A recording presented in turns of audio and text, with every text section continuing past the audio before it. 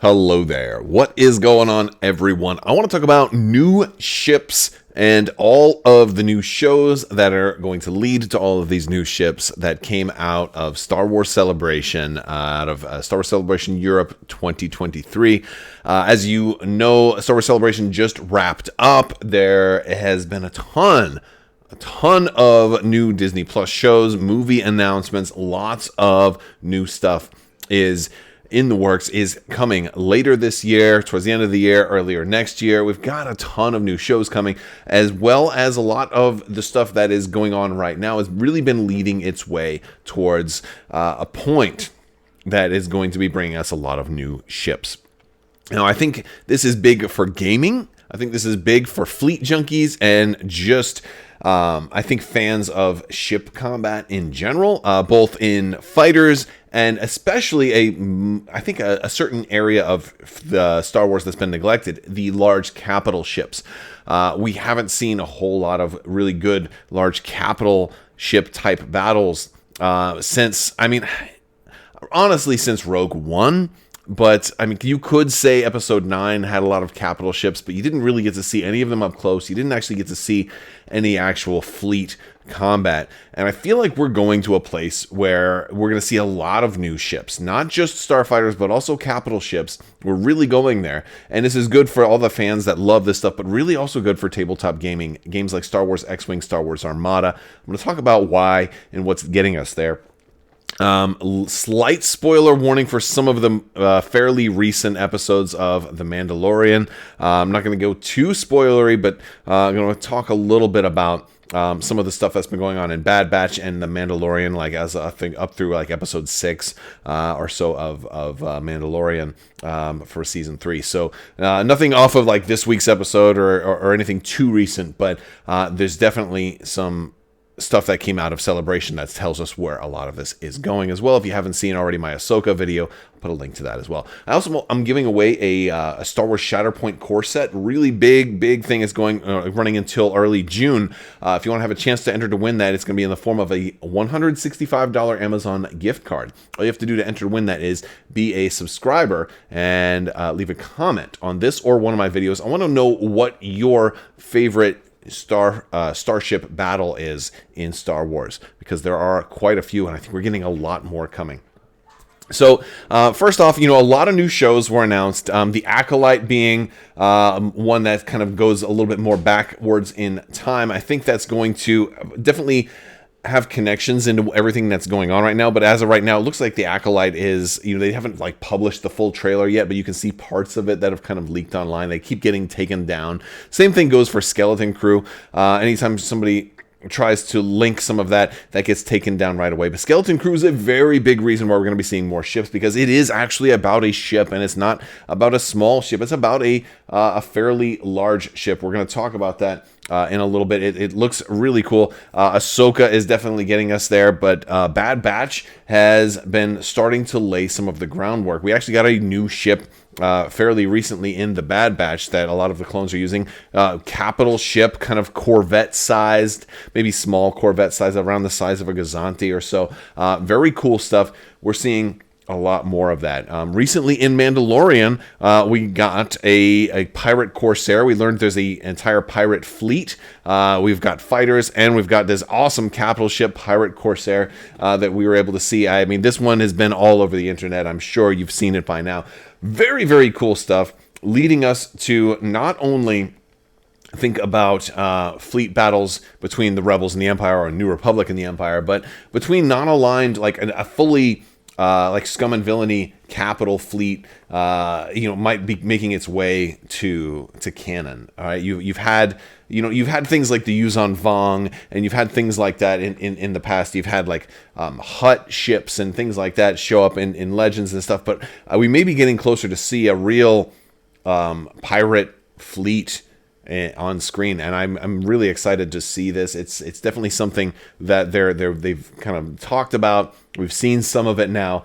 I can't wait to see more. This would be amazing for tabletop gaming also. I would love to see X-Wing get a huge ship like this, or Armada to get a non-aligned or pirate faction, or maybe even a faction of rogues, or just a ship like this in general that could potentially be hired on to an existing fleet.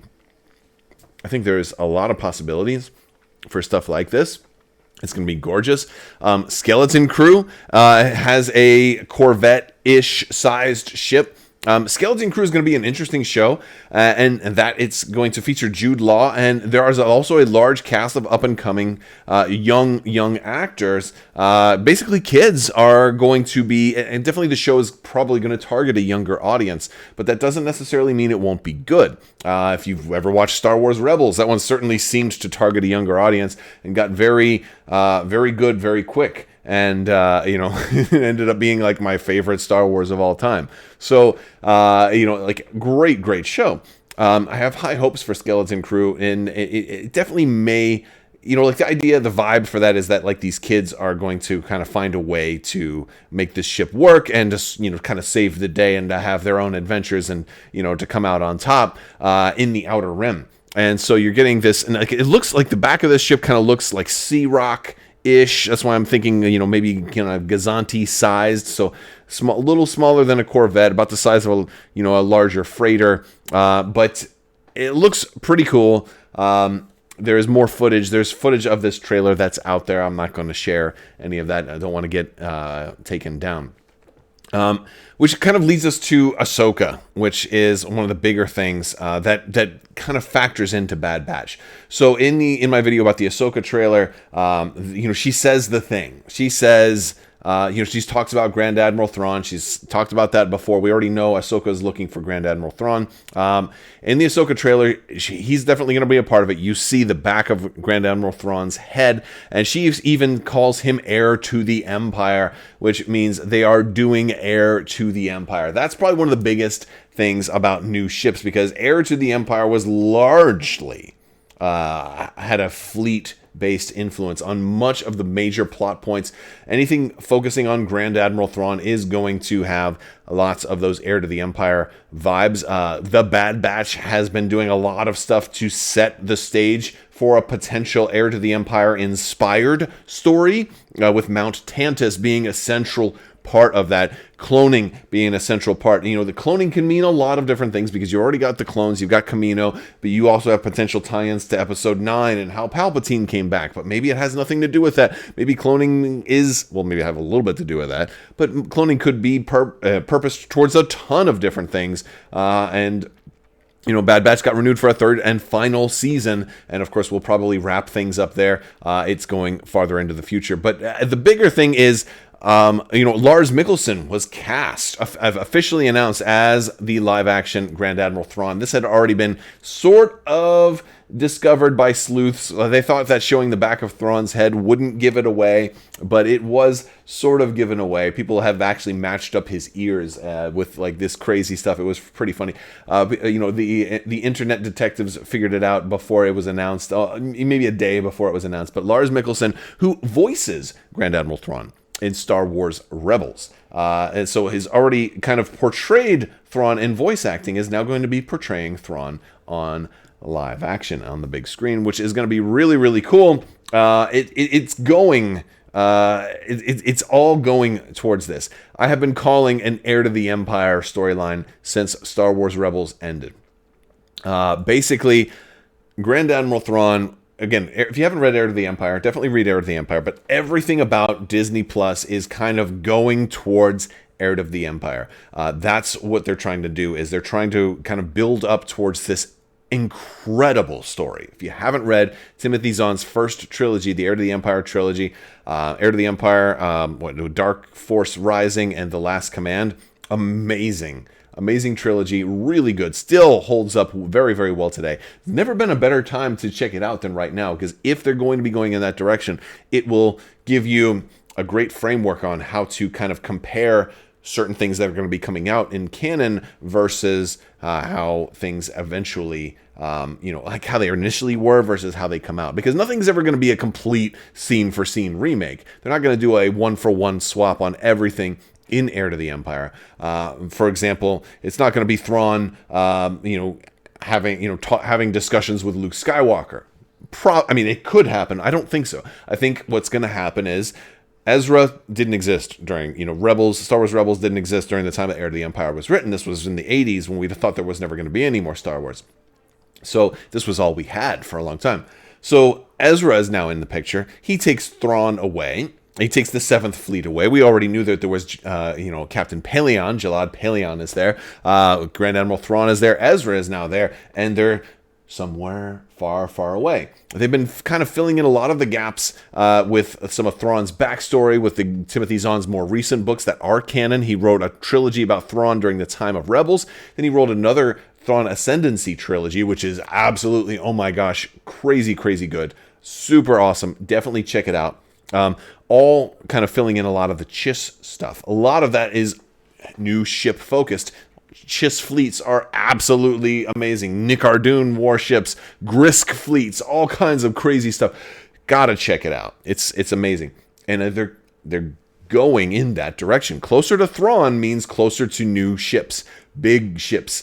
Thrawn is a fleet commander. He's a Grand Admiral. He is a master of warfare, and he is a gateway towards making big ships and big fleet space battles popular again, and maybe more popular than they've ever been. This is great for gaming. This is great for X-Wing. This is even better for Armada. Games like that want to see like a chess game take place between your fleets as you're deploying them and moving them towards each other. That sort of stuff is stuff I love to talk about. If you've been following my channel for any amount of time, you know I love these games. But I also love the PC games that also might come out as a result of this. I love look at Rogue One. Like, what a great fleet battle we had there. Return of the Jedi, great fleet battle. Episode 9 could have been a great fleet battle. There was just everything was just in the background, and it's a shame we didn't get more fleet battle focused scenes in Episode 9. But here we have the greatest potential to get really great fleet battles, and there's other stuff going on too. But you also have the Katana fleet, right? I mean, that's going to be huge. I'm sure they will reference the Katana fleet. I feel like Garm Bel Iblis will show up, or at least somebody much like Garm Bel Iblis. We've got other characters that have been featured. And again, go check out my Ahsoka Tano, the Ahsoka show preview, where I do a lot more. I do like a scene-for-scene breakdown on that, and we talk about all these different characters that could be swaps. There's a character that we think is going to be playing Mara Jade, or at least a Mara Jade equivalent. So lots of that stuff is all going to be happening, and it all points to the big Dave Filoni news that Dave Filoni is directing a movie. We don't have a date of this movie yet, but this is presumably going to be a few years out. That will wrap up the events of the Mandoverse, as what they're calling it. And that is basically going to be all the stuff from The Mandalorian, Book of Boba Fett, Ahsoka. Everything is where it's all going. It's going to be like Marvel's Endgame for all of the Disney Plus series that are going on right now. People are affectionately calling the Mandoverse, Mandalorian being, showing up in everybody's show. It's going to be exciting. So the popular theory right now is that Dave Filoni's big movie finale is going to also include Thrawn. It will feature everybody, all of the fleets. We've seen Mandalorians build a fleet, we're seeing ties to Thrawn in the 7th Fleet, possible new ships that have been under construction. If you've read all of the Thrawn books, you'll know that there's lots of fleets in the unknown regions where Ezra took Thrawn to. I feel like it's going to have an incredible fleet battle, bigger and better than Return of the Jedi ever was. And if Thrawn is at the helm, it's going to be absolutely incredible. I'm kind of hoping it doesn't end for Thrawn in the same way that the Heir to the Empire trilogy ended for Thrawn. Hopefully there's an open door for Thrawn at the end of it. Because again, they can change things. It doesn't have to be a scene-for-scene remake. But I can't wait to see what happens. I think it's all of these shows, all of the news that came out of Celebration has led me to have a very, very warm fuzzy for the state of fleets and ships, and both fighters, freighters, light cruisers, Star Destroyers, and everything in between for Star Wars coming to us. Not just on Disney Plus, but also movies. There's 3 movies actually planned. But the Dave Filoni one, I think, is the most relevant to all of this right now. It looks really, really exciting, and I can't wait to see what new reveals and what new directions we're taking by the end of this week, and then by the end of this year to see where we're going to be. It's an exciting time, folks. So I thought I'd just share some of that positive hype and hopefully give you some good vibes for the day, because we got a lot of cool new stuff that's going to be coming. It's really exciting to me. I want to thank you guys so much for watching. Big thanks to my patrons. You guys are absolutely amazing and help make this channel possible. If you want to learn more, there's links in the description below. I'd love to have you guys stick around, and may the force be with you. Live long and prosper. Be excellent to each other. Party on, dudes. So say we all. You can't take the sky from me, and cowabunga.